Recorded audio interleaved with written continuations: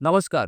যদি মনে হয় যে আপনার স্ত্রী আপনাকে ভালোবাসছে না, অন্যের প্রতি আকৃষ্ট হচ্ছে বা আপনার স্বামী আপনাকে ভালোবাসছে না, অন্যজনের প্রতি আকৃষ্ট হচ্ছে, তবে চিন্তা করবেন না। এমন একটি টোটকা বলছি, এই টোটকাটি যদি আপনি করতে পারেন, তবে খুব সহজে আপনার জীবনসঙ্গী মানে আপনার বিবাহিত স্ত্রী বা আপনার বিবাহিত স্বামী আপনার প্রতি কন্ট্রোলে চলে আসবে, আপনার নিয়ন্ত্রণে চলে আসবে।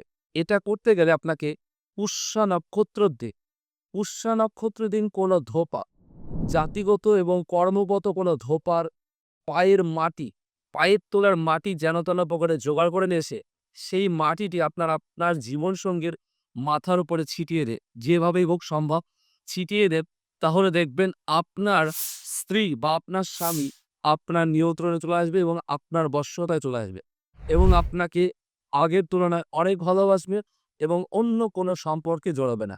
জয় শম্ভু, হর হর মহাদেব।